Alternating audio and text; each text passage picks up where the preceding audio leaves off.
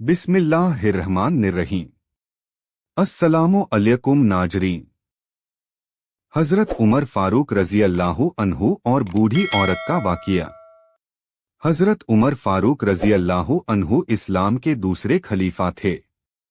वे बहुत इंसाफ पसंद और रहमदिल इंसान थे। एक रात वे मदीना की गलियों में घूम रहे थे ताकि लोगों की हालत देख सकें। अचानक उन्होंने एक झोंपड़ी से बच्चों के रोने की आवाज सुनी। वे पास गए तो देखा एक बूढ़ी औरत बर्तन में कुछ उबाल रही थी। हजरत उमर ने पूछा, अम्मा, बच्चे क्यों रो रहे हैं?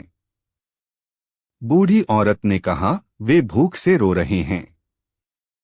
मैं सिर्फ पानी में पत्थर उबाल रही हूं ताकि उन्हें लगे खाना पक रहा है और वे सो जाएं। यह सुनकर हजरत उमर की आंखें भर आईं।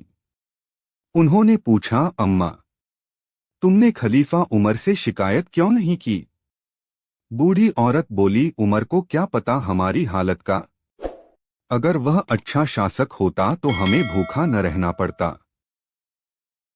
यह सुनते ही उमर रजी अल्लाहु अन्हु तुरंत बैतुल माल गए, अपने कंधे पर अनाज की बोरियां उठाईं और खुद उस बूढ़ी औरत के घर गए। उन्होंने खाना पकाया और बच्चों को खिलाया। जब बच्चों ने पेट भरकर खाया और मुस्कुराया तो उमर रजी अल्लाहु अन्हु बोले, अम्मा, मैं ही उमर हूं। यह सुनकर बूढ़ी औरत रो पड़ी।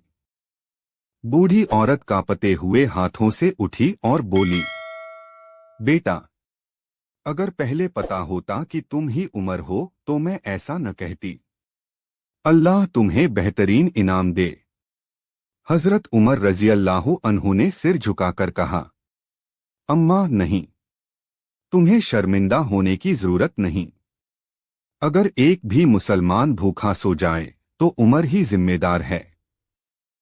तुम्हारी बात ने मुझे मेरी जिम्मेदारी याद दिला दी। फिर उन्होंने उस बूढ़ी औरत से वादा किया कि अब उसके घर में कभी भूख नहीं आएगी।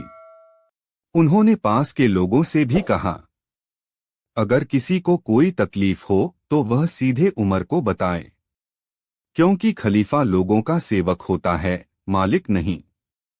उस रात उमर फारूक रजी अल्लाहु अन्हु देर तक अल्लाह से दुआ करते रहे, ए अल्लाह, मुझे ऐसा शासक बना जो हर गरीब के दुख को महसूस कर सके और कभी अपने फ़र्ज से गाफिल न हो। उस दिन से उन्होंने यह नियम बना लिया कि हर रात मदीना की गलियों में घूमकर खुद देखेंगे कि कहीं कोई भूखा या बेघर तो नहीं। उनकी यह आदत उनकी रहमत और इंसाफ की निशानी बन गई।